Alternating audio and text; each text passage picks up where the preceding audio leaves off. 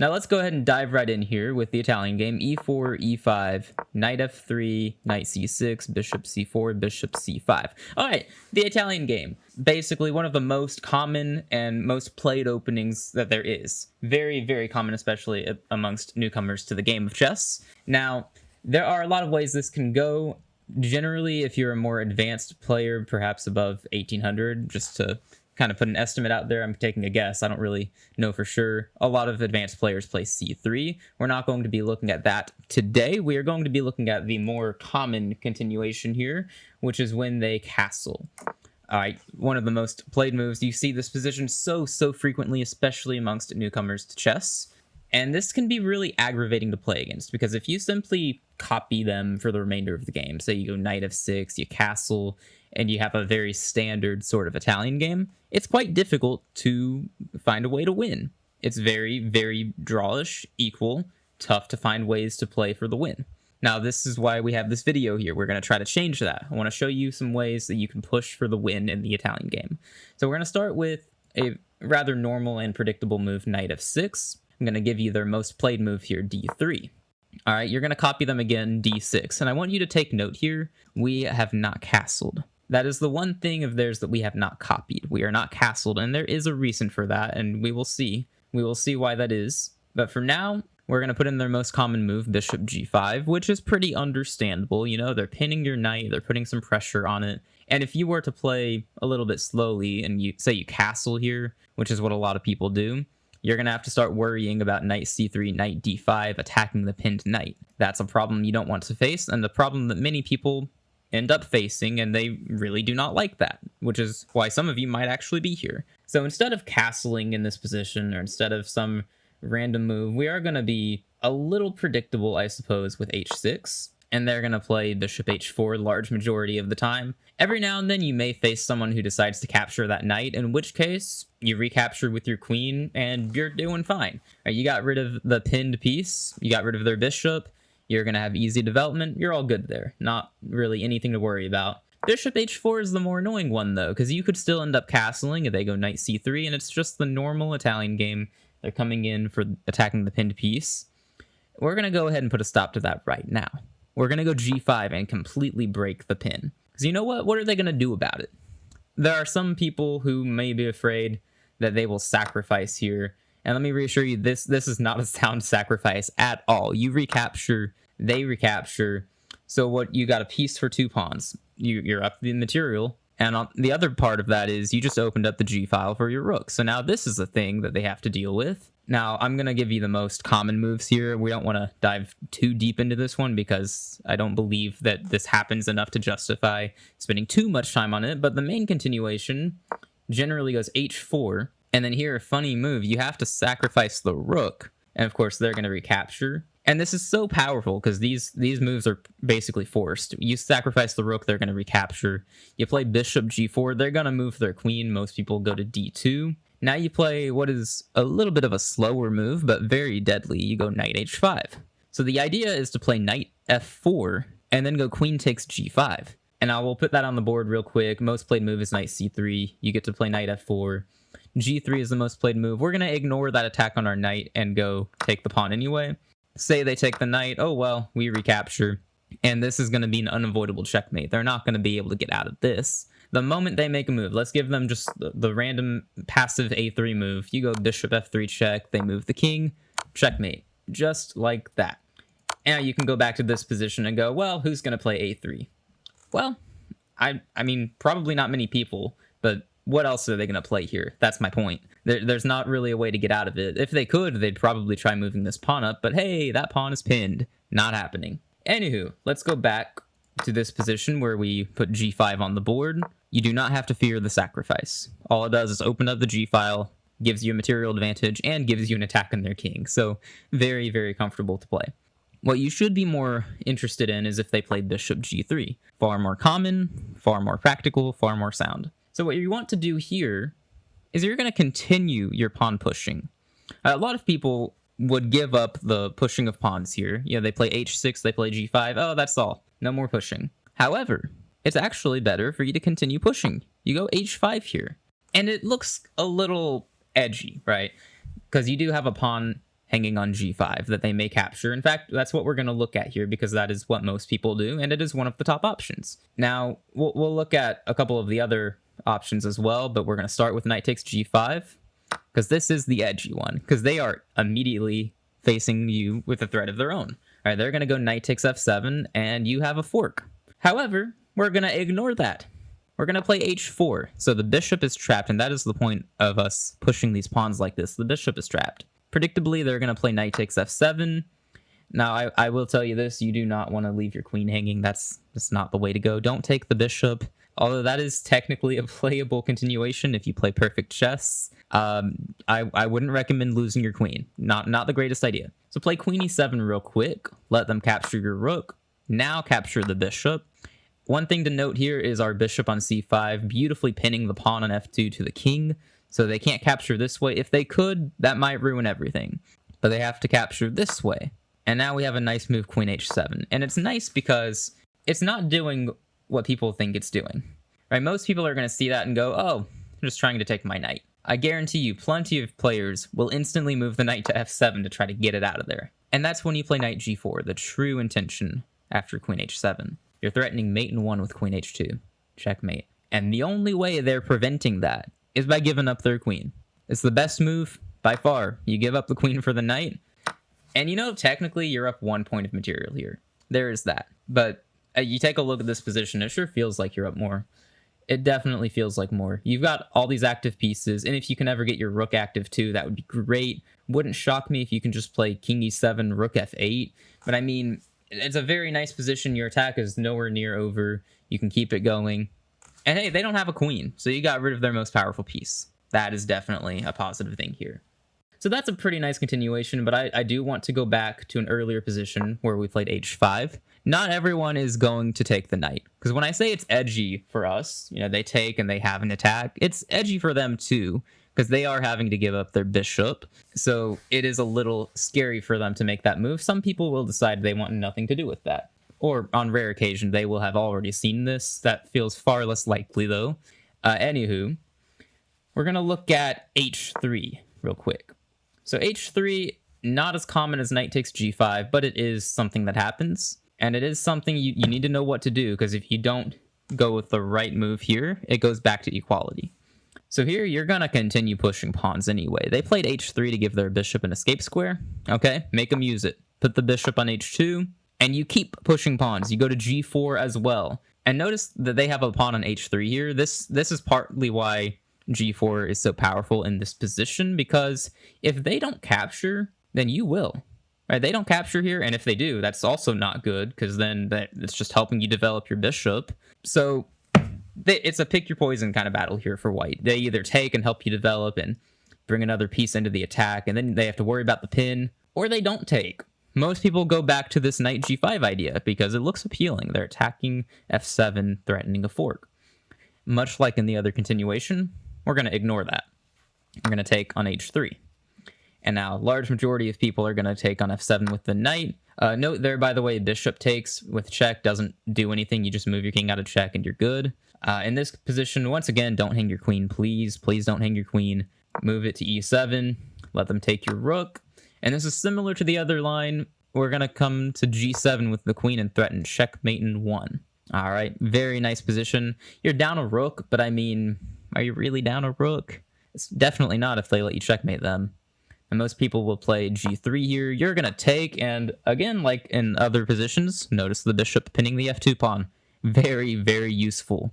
In fact, right now, you're just threatening to take their bishop with check, and then go queen g2 checkmate. Not easy for them to play this. They are in a whole lot of trouble. Seems like all your pieces are in the game, too. This knight can hop in whenever you need. This bishop is aimed this way, too. This knight could always hop to the center. You have all these pieces that are ready to help out, so it's a very, very nice position. Now, one other move here that we want to look at before we move on is h4.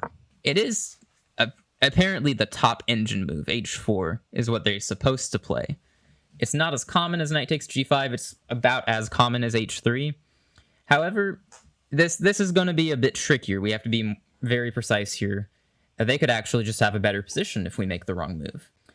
So this is going to start out a little different. You know, in the other lines, it was ignore them and push pawns. Well, We don't really want to do that here. If we play g4, they play knight g5, and then we actually do have to do something about knight f7 because we don't have any threats after that. So actually right here, we want to play bishop g4 and pin that knight. Let them take, and the vast majority of people will take. Here you play h4, and they cannot take that pawn with the bishop because the knight is pinned. So if they were to take, and you just take back with your rook, and you're doing great here. Even if they were to come over here and take your knight, I mean, it's not really that big of a deal. You bring your queen out. Wonder how quickly you're going queen h6, rook h1. That looks pretty strong. Anywho, back to when h4 is played, most people are simply going to play bishop h2. Best move, most logical move. Now you push your pawn to h3, and they've got some worries. And again, if they ever take this knight, you're taking back with your queen, and sure, you're down a knight. But then you have your queen coming out to f6, and you have all the pressure on f3, and then g2 has pressure, so imagine how quickly you're taking here. Maybe you get to take here. You have knight d4 coming in if you want more pressure on that knight. It's very, very difficult for them to play. And further down the road, you could be castling queenside and bringing this rook over to g8.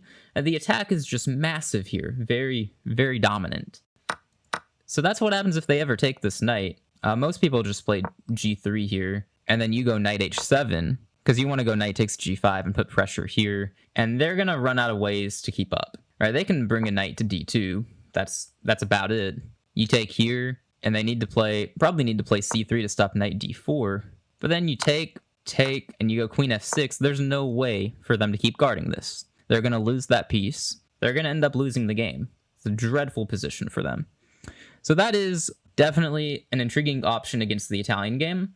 However, before you leave here, I do want to present you with one other possibility if you get this line. So back to our core Italian game position, we're going to put in castles. We're going to put in knight f6, d3, d6. Now, some people will play h3 here. Perfectly reasonable move.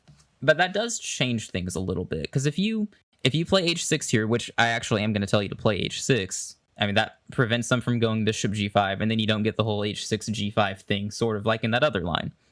Well, we're going to do it anyway, actually. Even though their bishop doesn't come out, why should that stop us? We're going to play h6, and most people are not going to think much of that. They're just going to go, oh, they're copying me, no big deal. So most people will play knight c3. All right, this is where you surprise them with g5. Most people are not going to expect that. If they do, they've seen some stuff. You go g5 here. Top move most played is bishop e3. In general, you do not want to take this bishop, by the way, in these positions. That especially holds true here. That would be counterproductive to open up the rook file. Definitely not what you want. But you also don't move back. A lot of people like moving the bishop back. You don't have time to do that here. Or at least, why would you do that if you can play g4? All right, you go g4, and sort of like in the previous position we've seen, they have a pawn on h3, which means either they take or you're going to take. And I mean, if they move the knight, you're just going to take and win a pawn. So feels like they have to take. You take with the bishop. And most played move is bishop takes c5. You do want to recapture. Don't ignore that. Most people go knight d5, and that's their mistake.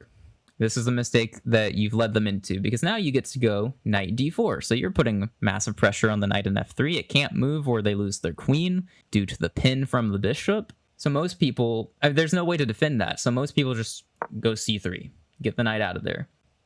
And the game's about to end.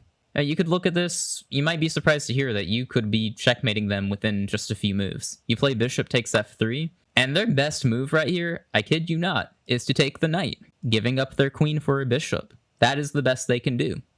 And that's because if they capture the bishop, you're going rook g8 check. All right, they're moving their king. We're going to say it doesn't really matter. Let's go to h1. You're going to capture their knight, and how on earth do they stop queen h4 checkmate? The answer is they don't. Not successfully, anyway. They can stall it with queen a4 check. You go c6. They give up their queen. You take their queen. They're out of ways to stall the game now. It's going to be checkmate very, very soon. And their king being on h2 would make very little difference. I guess they'd go to h3. You would go to g5 and come to h5. Either way, you're going to be checkmating them. It's just a matter of move order. So very dominant line right there. Very simple to get into. I do want to give you one other continuation in that line. All the way back here when they play h3 on move 6, you play h6. Not everyone's going to play knight c3. In fact, the most played move here, barely ahead of knight c3, is actually putting the pawn on c3. Well, that's okay. You do need to know what to do against this as well. You're going to play g5 anyway.